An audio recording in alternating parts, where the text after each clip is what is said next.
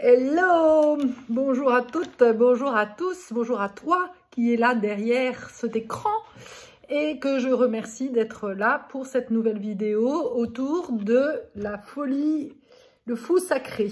Qu'est-ce que ça veut dire que de devenir un fou sacré et de voir la vie comme une danse libre?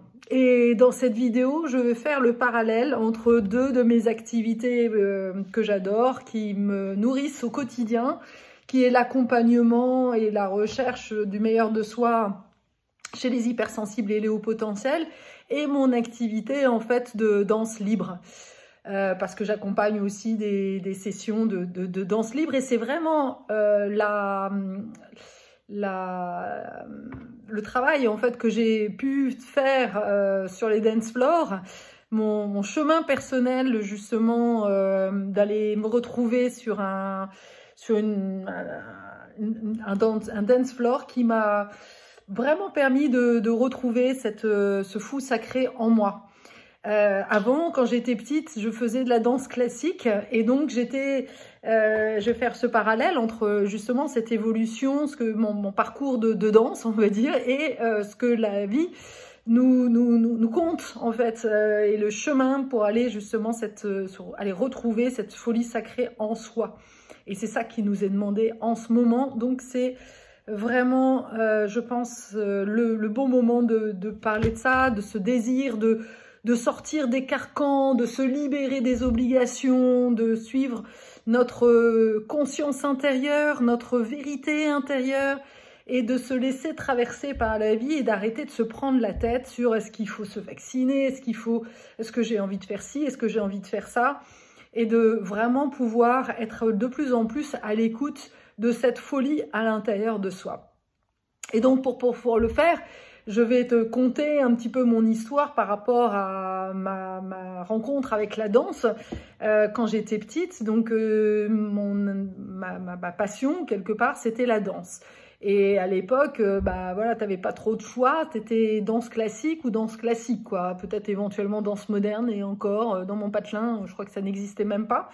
Et donc du coup, voilà, j'ai fait de la danse classique, et je me souviens, j'étais voilà, avec les camarades à la barre, il fallait faire les pas première, deuxième, troisième, tout ça était bien ordonné, il y avait un protocole pour danser, il fallait savoir faire la première, mettre les pieds bien à plat, bien machin, avoir une posture bien comme il faut, se tenir bien droite, enfin bon, bref, il y avait vraiment tout un arsenal de choses qu'il fallait faire, que tu devais savoir faire, et si tu ne savais pas eh bien faire la première, la deuxième, eh bien du coup tu étais considérée comme une mauvaise danseuse, et donc plus tard, à la fin de l'année, comme il y avait un ballet, eh bien tu avais le droit d'être mise en avant ou être reléguée à l'arrière pour pas trop qu'on te voit en fait. Voilà les schémas dans lesquels on nous met très tôt en fait dans cette invitation, cette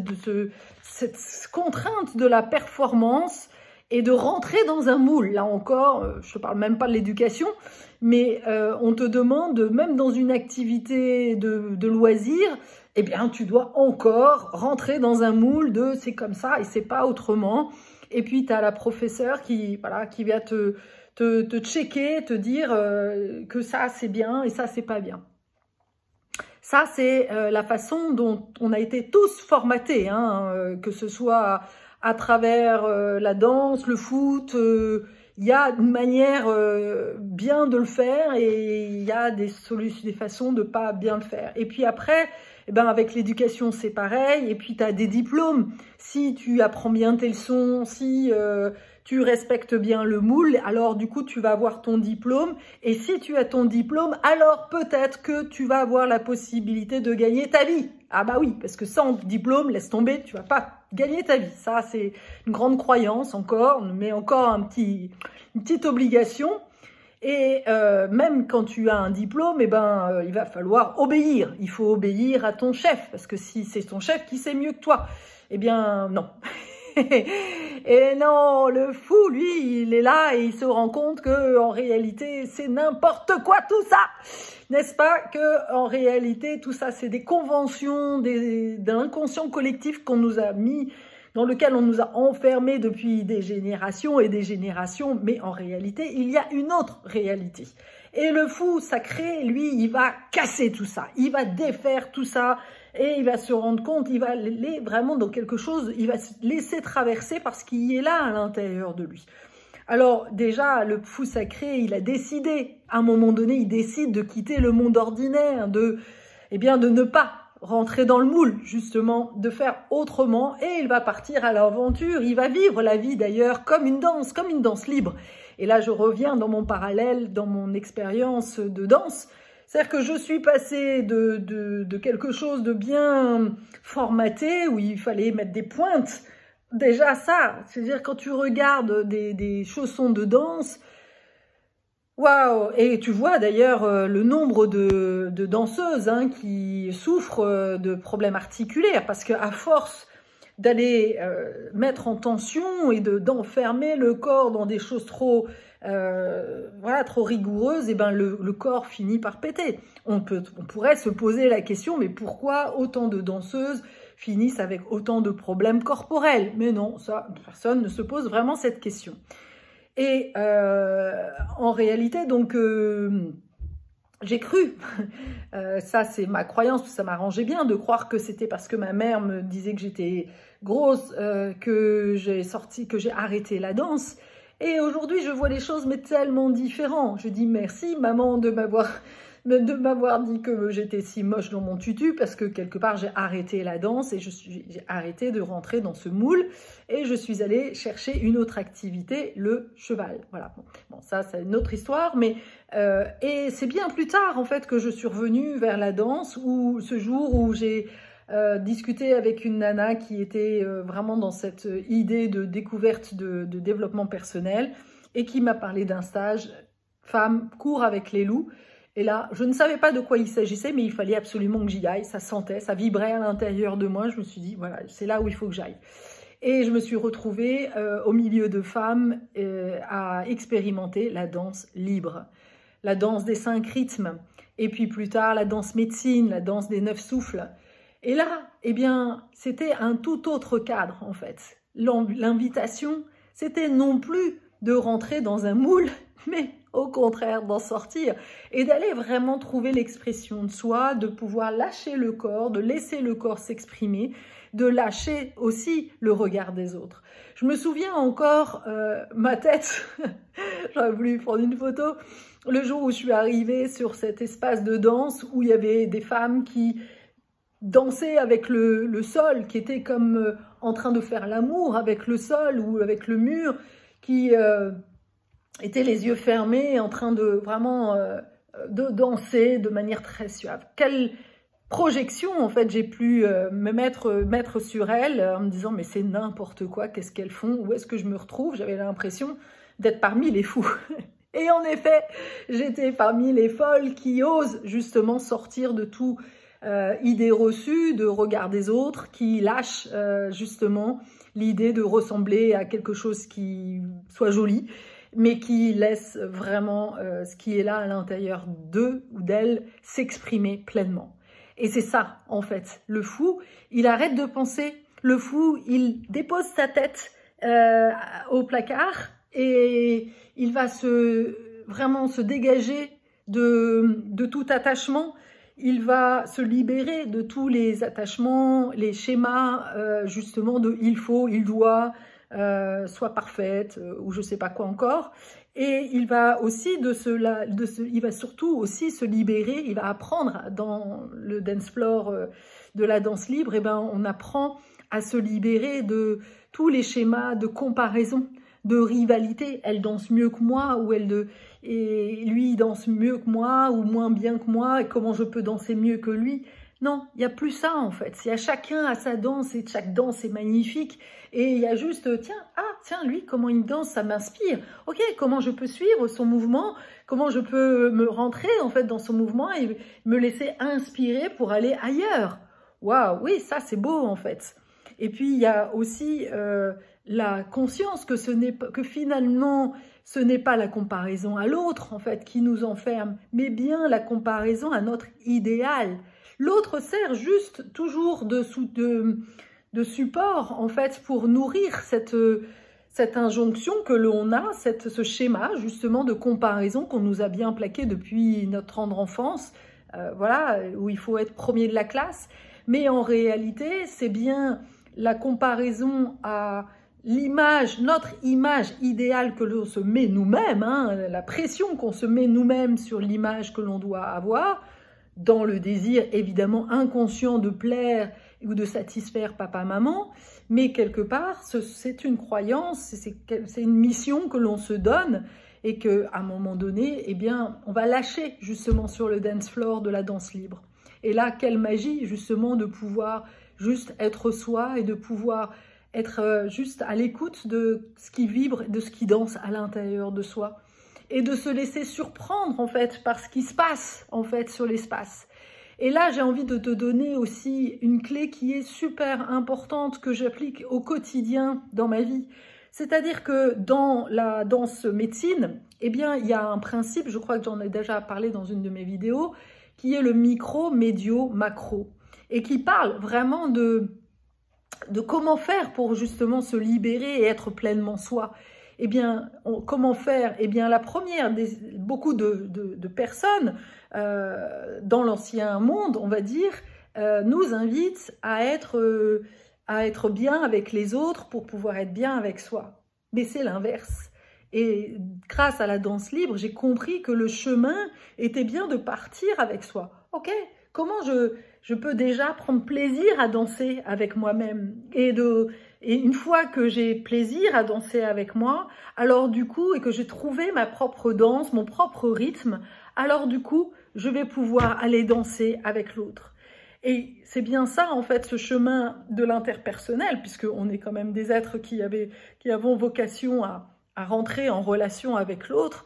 Mais la première étape pour rentrer en relation, dans une relation équilibrée et harmonieuse avec l'autre, eh bien, c'est déjà d'aimer danser tout seul. Et là, ça passe aussi par, quand on est dans une envie, justement, de construire un couple, eh bien, de prendre du temps pour vivre avec soi-même. C'est très compliqué de rentrer dans une relation avec un autre sans savoir de quoi j'ai besoin. Et là, on risque de demander à l'autre de poser des cadres ou de respecter des choses que toi-même, en fait, tu n'es pas capable de poser. Tu demandes à l'autre de respecter qui tu es, mais en fait, tu ne le poses pas dans le début de la relation. Alors que quand tu as pris le plaisir, tu as pris suffisamment de temps, en fait, de te connaître et de vraiment bien... oui, de faire ce travail justement de la connaissance de soi, de bien identifier tes besoins, de quoi tu as besoin pour être bien avec toi-même. Eh bien, moi, je sais que j'ai besoin d'authenticité, j'ai besoin de liberté, j'ai besoin d'espace, j'ai besoin de ne pas me sentir contrainte. Voilà, ça fait partie vraiment de mes besoins primals, voilà. Et du coup, quand je suis avec quelqu'un, je peux poser ça comme étant mon besoin, qui n'est pas une exigence, qui est juste mon besoin. L'autre est en capacité de prendre ou de ne pas prendre, en fait, ce besoin, d'accepter ce besoin ou pas. Et donc, bah oui, je peux rentrer en relation avec toi parce que ton besoin, je peux l'entendre et je peux le respecter. Ok, mais l'autre peut projeter sur moi que c'est une attente. Mais non, c'est un besoin, c'est pas pareil, en fait. Sauf que si moi, je n'ai pas appris à danser avec moi-même, en m'acceptant tel que je suis, alors quand l'autre va me dire, mais en fait, c'est une attente, tu exiges ça de moi, alors du coup, je vais risquer justement de changer ma danse pour lui faire plaisir et du coup, de répondre à son désirata. Et là, je vais m'éloigner de ma propre nature. Et là, ce n'est plus juste et c'est là le début des conflits dans une relation, qu'elle soit amicale ou amoureuse ou familiale. Moi, je sais que j'ai besoin de pouvoir m'exprimer en authenticité et d'exprimer ce que je ressens, d'exprimer mes émotions. Si pour l'autre, c'est trop violent, en fait, d'entendre les émotions parce qu'il n'est pas encore sur ce chemin, eh bien, voilà, je peux l'entendre, mais qui ne projette pas sur moi que je suis violente, par exemple. Ça, c'est pas supportable pour moi. Ce n'est pas moi qui suis violente, c'est la projection qu'il fait sur moi. Et encore une fois, si je me suis pas aimée avec toutes les parts de moi, mon côté hypersensible et tout, alors du coup, dès que l'autre va me dire que je suis trop ou pas assez, je vais le croire. Je vais rentrer dans sa danse, au lieu de rester chez moi et d'être juste en capacité de dire « Ah, tu vois, pour toi, c'est trop ou pas assez. Ouais, qu'est-ce que je te plains, en fait, de pas avoir d'émotions, parce que ça doit être difficile, en fait, de pas être en lien avec ces émotions. Je peux comprendre, mais je ne suis pas touchée. » Et là, c'est le deuxième niveau, justement, de l'apprentissage de la danse libre et de la danse médecine, qui est le médio. Le médio, c'est d'être capable, justement, de danser avec l'autre, mais sans sans rentrer non plus tout le temps dans la danse de l'autre, en fait. C'est comment l'autre peut m'influencer et de voir ça. Qu'est-ce qui se passe, en fait, quand je rencontre l'autre? Est-ce que tout d'un coup, je change complètement ma danse? Est-ce que je m'adapte à son rythme? Ou est-ce que je reste avec mon rythme et que j'accepte que, ah bah oui, mon rythme n'est pas le sien? Et comment je peux danser l'inconfort, en fait, de sentir que je suis trop rapide ou pas assez ou ceci ou cela. Et là, je danse avec ce qui est là, en fait. Je danse avec l'émotion, avec le ressenti dans l'instant présent, mais je ne cherche rien à modifier, en fait. Je ne cherche ni à influer l'autre, je suis juste en relation avec la vibration de ce qui passe entre nous. Donc ça, c'est la deuxième étape, c'est le médio, c'est la relation avec l'autre. Mais comment je peux, encore une fois, être à la fois dans ma danse, être à l'écoute de la danse de l'autre et de ce qui se joue, en fait, entre nos deux personnes. Comment je peux accueillir la différence de l'autre? Est-ce que je peux accueillir peut-être les projections de ce que j'imagine, de la façon dont il me regarde? Parce que si je danse... voilà, que je danse un peu comme une folle et que je vois qu'il fait ça, et bien, quelle interprétation je fais et de danser avec ça, de rester avec ça, de pas dire mais c'est mal, t'as pas jugé ni quoi que ce soit, mais juste de danser avec tout ce qui se passe, en fait. Ça, c'est magique, en fait. C'est là la grande découverte de la danse permet vraiment de laisser couler et de prendre conscience de tellement de choses. Ça, c'est donc la deuxième étape, c'est le médio. Et la troisième étape dans la danse médecine, c'est le macro. C'est comment je suis non plus dans une relation d'un à un, interpersonnelle, mais comment, en fait, je m'inscris dans une communauté, dans un groupe, ok, c'est quoi ma place? Et de voir, voilà, comment je me sens, en fait, au milieu de tous ces gens, en fait? Comment, si je prends un peu de recul par rapport à la situation, par rapport à ce qui est là sur le dance floor, est-ce que j'ai l'impression de prendre beaucoup de place, pas beaucoup de place? Comment l'environnement m'influence au global? Est-ce que j'ai l'impression que tous les regards sont portés vers moi ou au contraire, je me sens complètement libre, en fait, de mes mouvements?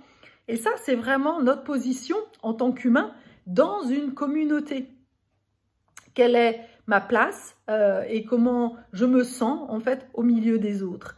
Et de faire cette expérience d'être accueilli pleinement dans sa différence, dans un environnement bienveillant, dans lequel je peux être pleinement moi-même, c'est une expérience vraiment unique qui permet, du coup, plus tard, justement, de rester un fou sacré, même dans sa famille, même dans une entreprise.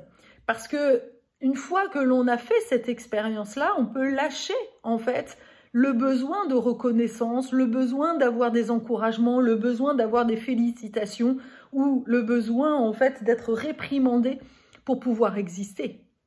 Parce que c'est souvent ça, en fait, les jeux que l'on a joués en tant qu'enfant. Soit, en fait, tu t'es soumis pour pouvoir tu t'es soumis à l'ordre, justement, dans le but d'être aimé, d'être reconnu, d'être accepté, en fait, dans le groupe. Ou, au contraire, tu as joué la rebelle, et tu as parfois même cherché le conflit, mais toujours dans l'espoir, en fait, de rester en contact et d'avoir une place. Que ce soit l'un ou l'autre, c'est la même pièce, c'est l'autre facette, en fait, d'une même pièce qui est motivée par le désir d'avoir des feedbacks. Parce qu'en réalité, l'enfant, lui, il a fondamentalement besoin en fait de retour. Il a besoin d'être nourri du regard de l'autre pour exister. Ça, c'est l'enfant. Il a fondamentalement besoin de ça. Et donc, il va être prêt à tout pour pouvoir, même à se sacrifier et à vraiment jouer les carpettes. Il va jouer soit les carpettes, soit le rebelle, le sale gosse. Mais quelque part, quitte à même se faire tabasser, parce que c'est moins pire, en fait, de se faire tabasser que de supporter l'indifférence. Voilà, en fait, les travers, les modèles, les schémas inconscients que l'enfant prend pour pouvoir être accepté dans un groupe. Mais aujourd'hui, tu n'as plus 2 ans, 3 ans ou 4 ans, tu es un adulte. Et le chemin, en fait, si tu te sens toujours en décalage par rapport à ta famille, par rapport au tien, ou dans l'organisation dans laquelle tu travailles, par exemple, eh bien, c'est de prendre le chemin, d'aller découvrir qui tu es vraiment et d'aller trouver d'autres environnements dans lesquels tu vas pouvoir faire l'expérience d'être pleinement toi. Et à ce moment-là, tu vas justement sortir des conventions, renverser même les conventions et pouvoir enfin exprimer ta vérité sans contrainte. Et là, quelle liberté tu vas pouvoir vraiment... Et cette liberté, elle ne va pas être appréciée de tous parce que ça dérange. Évidemment, ceux qui se sont construits avec cet ordre, bien, et là, dans la famille, c'est très, très flagrant, hein, il y a ceux qui respectent les règles, c'est comme ça et c'est pas trop autrement. Les enfants qui ont respecté l'autorité paternelle, souvent, et il y a voilà, le petit rebelle, la petite rebelle, qui, elle, ne supporte pas, en fait, l'autorité. Et soit elle va rentrer donc dans ce rôle de rébellion, mais dans l'espoir toujours d'être entendue. Et il y a un moment donné, il y a que en quittant vraiment cette communauté-là qui ne la comble pas, pour aller chercher eh bien, une communauté à un autre niveau, en fait, quelque chose de plus grand, de plus large, et quelque chose qui réponde en fait à sa valeur première, qui va lui permettre en fait d'être nourri au plus profond et de pouvoir non plus recevoir une récompense, mais juste faire l'expérience d'être bien dans sa peau, bien dans sa tête, en étant soi-même. Et le fou sacré, en réalité, il va faire l'expérience de pouvoir s'en foutre de la vie des autres. Il est traversé, vraiment, c'est le chaman, hein, évidemment, tu l'as compris, c'est le ou la chamane qui voilà, accepte en fait d'être traversé par ce qui est, par la vie, par son instinct, qui est très connecté à son instinct et qui arrive à se détacher justement du regard des autres et de ce besoin d'être reconnu. C'est celui ou celle qui ose en fait ne pas être aimé. Et ça, c'est pas simple, hein. C'est pas simple parce que évidemment à l'intérieur de nous, on a un petit garçon, une petite fille qui aimerait quand même toujours être aimé ou être reconnu par papa, maman. Mais c'est au fur et à mesure, on va voilà, se détacher de ça et le plus important, ça va vraiment être dans l'expression de soi. Le fait de trouver sa place au niveau professionnel, en tous les cas pour moi, ça a été fulgurant. C'est justement en voyant que mon côté naturel, en prenant des tambours, en voilà, jouant et en prenant des cartes ou n'importe quoi, que j'ai vu que ça faisait avancer les gens, que j'apportais, que j'étais vraiment utile, que j'apportais ma pierre à la contribution en fait de l'évolution de l'humanité, qui m'a permis justement de voir que bah oui, ma nature profonde, elle était bonne, que contrairement à ce qu'on projetait sur moi, que de ne pas respecter les règles, ça avait quelque chose de bon et de très très porteur et de très puissant en fait en réalité. Mais il y a des fois, quand on revient dans le schéma familial, bah là, on est de nouveau un peu contraint et on a du mal à retrouver cette liberté. Voilà, c'est toujours un endroit où c'est plus compliqué. Mais c'est souvent celui sur lequel on reste coincé. Et ça, c'est encore un message que j'ai envie de te transmettre aujourd'hui. c'est si, avec toutes les fêtes de Noël, jour de l'an, etc., qu'on vient de traverser, s'il y a encore des rivalités, des conflits qui s'installent, eh bien, plutôt que de rester coincé sur ça aujourd'hui, c'est comment tu peux voir, en fait, dans ces conflits, dans ces difficultés, une opportunité, en fait, pour en faire peut-être une vocation. J'ai accompagné ce matin une cliente qui avait cette problématique de rivalité avec son frère et qui s'est rendu compte que finalement, elle était tellement attachée à vouloir faire évoluer son frère que bah, voilà, c'était compliqué pour elle et que ça la rendait malheureuse. Et en ça, je lui ai dit, mais non, ça tu peux pas. Tu peux pas, évidemment, derrière cette volonté de faire évoluer son frère, il y avait l'espoir, en fait, de libérer, de créer l'harmonie dans la maison, dans la famille. Parce que le frère était, quelque part, l'empêcheur de tourner en rond. Mais c'est se donner beaucoup trop de poids et de prendre la responsabilité de toute la famille. Ce n'est pas juste, en fait. C'est pas, tu n'as pas ce pouvoir-là, tu n'es pas Dieu. Tu as juste le pouvoir, toi, de faire ton chemin à toi et de voir que, bah oui, tu as à cœur d'évoluer, de faire évoluer les gens.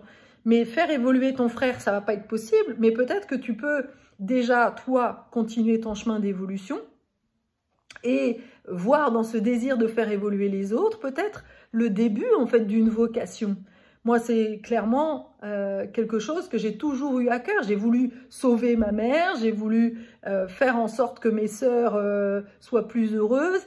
Et en réalité, derrière ces attentes-là, et quelque part un peu une injonction, eh bien, il y avait une vocation. Et je vois que je suis incapable de le faire avec mes sœurs, évidemment, même si je sens bien que mon chemin peut peut-être les inspirer d'une manière ou d'une autre. Mais ce qui est surtout important, c'est de voir que je peux le mettre au service d'autres personnes qui, là, me renvoient à un retour très positif. Et là, je trouve ma place. Donc, les difficultés que l'on a eues dans notre famille sont souvent, et la position que l'on a eue dans la famille, sont souvent, en fait, des opportunités aussi, sont juste des choses pour nous pousser en avant, en fait. Et la violence que l'on voit dans la volonté justement de créer une harmonie, eh bien, cache souvent un rôle de médiateur, par exemple. Ah oui, si j'ai à cœur en fait de créer l'harmonie dans une famille, alors du coup, derrière, la façon de mettre en action tout ça, eh bien, ça va être peut-être de devenir une médiatrice. Et là, quelque part, je transforme ma blessure en cadeau pour le monde, en médecine pour le monde. C'est en cherchant en fait des solutions pour justement retrouver la paix à l'intérieur de moi et apporter la paix à la famille que je trouve ma vocation. C'est ça en fait, la nouvelle façon de sortir justement des conventions et non plus de trouver sa vocation en rentrant dans des cases, mais c'est toi qui vas créer ta case en fonction de ta propre histoire. En tous les cas, moi c'est vraiment ma vision des choses aujourd'hui. Le fou, encore une fois, il va devoir lâcher le désir de faire changer des autres ou de recevoir quelque chose. Quand on est dans la danse libre, on est juste dans le plaisir de danser. Et ça suffit. J'ai besoin d'aucune validation de l'extérieur, de la personne qui me guide, pour dire « Waouh, qu'est-ce que tu as bien dansé » ou « Non, ta danse était à chier ». C'est juste le plaisir de danser, en fait, qui va m'encourager à revenir et qui va me motiver. Et ça, c'est fondamental. En tous les cas, moi, dans ma vision du monde, je pense que quand on va arrêter, en fait, de fonctionner dans l'éducation avec la carotte ou le bâton, alors du coup, on va vraiment permettre aux enfants de trouver en fait les activités qui les nourrissent en fait en profondeur. Et c'est quand on trouve en fait les activités qui nous vont bien, les outils, les choses que finalement on va trouver, on développe en fait notre unicité et que l'on s'accepte en fait comme l'on est. Évidemment, c'est très courant, on comprend très vite que le fait de taper sur un enfant n'est pas le bon modèle, que c'est de la maltraitance. Super, ça c'est une évidence. Mais ce que l'on ne dit pas, c'est que de récompenser un enfant, finalement, ça a la même violence. Il y a beaucoup de manipulation, même en tant que parent, et j'assume, parce que j'ai fait aussi, hein, que de remercier un enfant qui nous aide. Je remercie, voilà. Et donc là, quelque part, j'envoie un message à mon enfant, bravo, en fait, je t'aime quand tu m'aides, je t'aide quand tu me rends service. Et quelque part, je ne fais que alimenter quelque chose qui m'arrange. Et de manière complètement inconsciente, j'oriente en fait l'évolution en fait de mon enfant en fonction de mon besoin à moi. Et là, il y a un côté ouais, de perversion, hein, j'ose le dire, et encore une fois, j'ai pu observer cette part de moi. Hein, bah oui, c'est parce qu'on a été élevé comme ça. Alors, ça ne veut pas dire qu'il ne faut pas dire merci quand on te fait la cuisine, mais de faire trop, de reconnaître trop en fait ce que fait la personne alors qu'elle le fait avec le cœur, eh bien c'est lui donner un message, encore une fois, que si elle ne le fait pas, alors du coup bah, peut-être qu'on va plus l'aimer. Et il faudrait à ce moment-là, si on fait ça, de remercier la personne quand elle fait bien les choses, eh bien c'est aussi de remercier ton enfant quand elle rentre en colère, parce que finalement, bah, elle te montre aussi son authenticité. Donc, et en réalité, les enfants, on les éduque aussi avec ce côté carotte, remerciement, qui va au fur et à mesure, quelque part, les sculpter. Et un enfant, par exemple, qui a une colère, mais derrière beaucoup de puissance, à qui justement on renvoie que la colère n'est pas acceptable, mais par contre, quand elle va être gentille, quand elle va aider, on va la remercier, eh bien, on lui envoie un message inconscient d'être gentille. Et voilà, et c'est comme ça que l'on transforme des petites filles en jolis toutous bien obéissants. Et qu'on ne donne pas la possibilité à la femme d'exprimer en fait ses colères sans paraître hystérique. Alors qu'en réalité, les colères, elles sont du domaine du fou sacré. Ok, si tu es en colère et que tu as tes 4 vérités à dire, eh bien tu les dis. Et merci. Merci pour ton authenticité. Après, la façon dont l'autre va le prendre ou que je veux le prendre, moi, si c'est ma fille qui m'engueule, ça, c'est une autre histoire. C'est la façon dont je vais interpréter ça. Mais quelque part, elle a exprimé sa vérité, ce qui se jouait, en fait, là, à ce moment-là. En fait, la façon dont elle a réagi. Donc, je peux remercier parce que dans la danse, c'est comme ça que ça se joue. Ok, si je danse en face de quelqu'un et qu'à un moment donné, sa danse, en fait, me met en colère, je vais pouvoir me faire comme ça. Et quelque part, l'autre va accueillir ça sans le prendre personnellement. C'est vraiment un exercice, des exercices qui sont... Et juste observer, ok, qu'est-ce que ça me fait? Et qu'est-ce que ça me rend? Où est-ce que ça m'emmène? Et là, on est à chaque fois observateur, en fait, de la danse en nous. Et voilà, est-ce que c'est ça que j'ai envie? Je laisse traverser ça. Et c'est pas un enfant qui se roule par terre et est en colère, ça dure 5 minutes. Et après, c'est fini. Mais c'est parce que je vais l'engueuler que ça va en faire toute une vague, en fait. Mais si je laisse faire sa colère et que je lui dis « Ah bah oui, là, t'as l'air vraiment pas content et que je reconnais sa colère, bah, il va faire sa colère et puis après, pouf, c'est fini. » Voilà.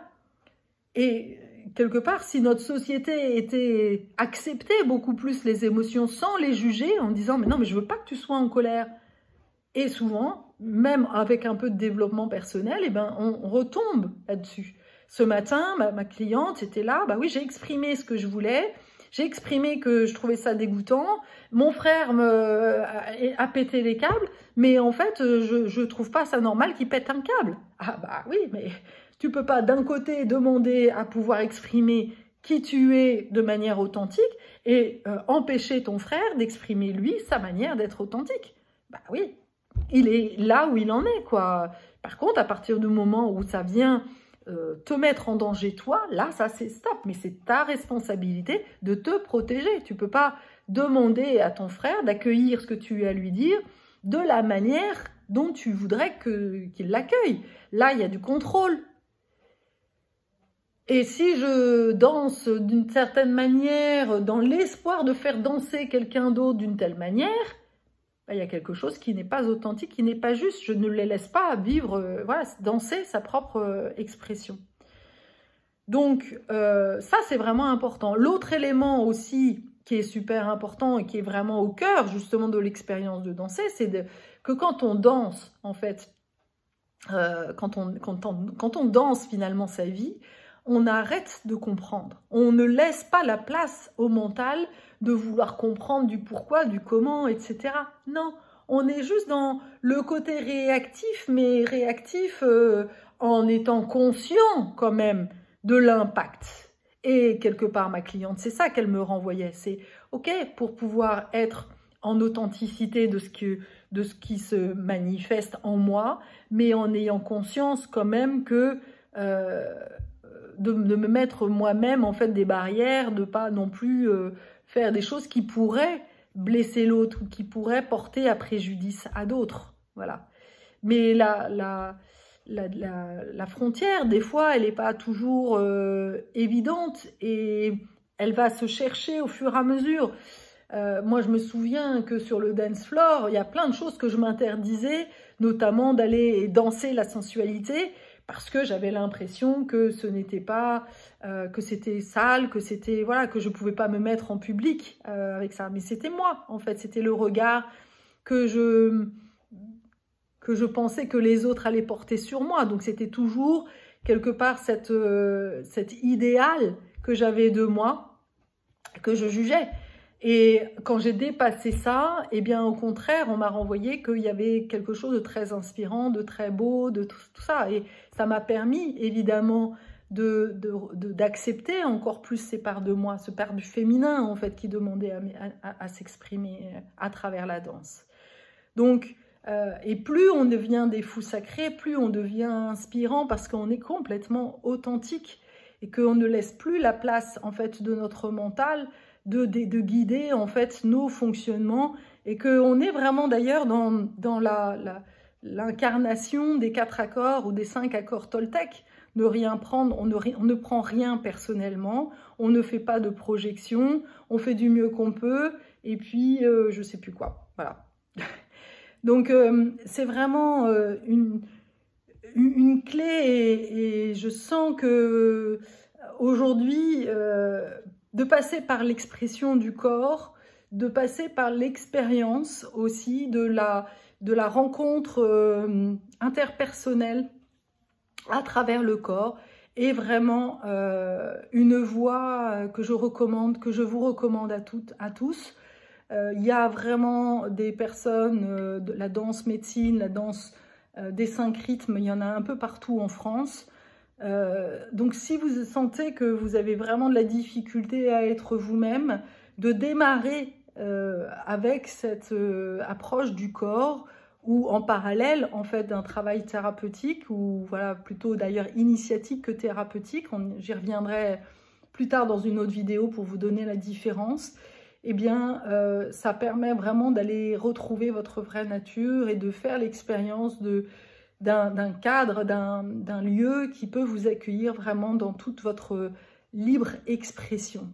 Et je crois que dans cet environnement, dans ces temps où on est quand même très pressuré et où on nous met en fait, on essaie de nous mettre dans cette impuissance, dans cette croyance qu'on n'est pas puissant, alors qu'en réalité, nous avons la puissance, tu as la possibilité de décider. Et pourtant, j'entends tellement de gens dire « mais non, mais je ne peux pas faire autrement que de me vacciner pour travailler ».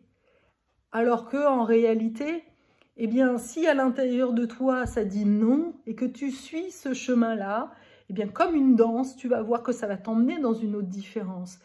Et quelque part, c'est grâce au fait que ma mère m'ait dit que j'étais moche dans ce tutu, que j'ai pu certainement quelque part m'autoriser à me dire, mais en fait c'est vrai que ces chaussons me font mal, que ce tutu, mais il me contraint, il me correspond pas en fait. Mais tant que quelqu'un, en fait, n'est pas à l'extérieur pour me permettre de voir les choses autrement, eh bien, en tant qu'humain, eh bien, on se met soi-même, enfin, on est quand même enfermé, on est emprisonné dans cet inconscient collectif que bah, on ne peut pas faire autrement. Là, tu veux danser, bah, tu ne peux pas faire autrement que d'apprendre avec un tutu et des chaussons. Bah oui, ou alors avec du modern jazz. On ne nous propose pas d'emblée la danse libre. Il faut vraiment chercher, il faut avoir quelque part de la chance pour trouver ça. Moi, à l'époque, je ne savais même pas que ça existait, en fait. Et il y a plein de choses comme ça. Qui va te dire qu'en réalité, tu peux trouver ta vocation, gagner de l'argent très confortablement, sans avoir de diplôme, juste grâce à ton expérience de vie. Ben non, ça c'est pas marqué quand tu fais un bilan de compétences. Personne en fait va t'autoriser à faire ça. Ben non, il faut un diplôme, il faut faire des formations, il faut faire ci, il faut faire ça. Mais en réalité, tout ça c'est du business. Derrière tout ça, il n'y a que du business. En réalité, le seul business que tu as à faire, c'est de te connaître. Ça, c'est vraiment... et de te dépouiller de tous les schémas, de comprendre eh bien, ce qui te manipule, les inconscients collectifs, les croyances, voilà, tous ces trucs-là qu'on nous a mis dans la tête, que c'était obligatoire, qu'il fallait faire ci, qu'il fallait suivre des voies. Tout ça, c'est n'importe quoi. Ce n'est pas la vérité. En tous les cas, ce n'est pas ma vérité et j'incarne celle qui te montre que c'est possible de faire autrement. Et ça, c'est vraiment, je pense, la voie de demain qui part vraiment de l'individu et qui va justement construire quelque chose de magnifique, mais qui part de l'individu et non pas du collectif. C'est pour moi la nouvelle voie de demain. Je te dis à bientôt pour une nouvelle vidéo.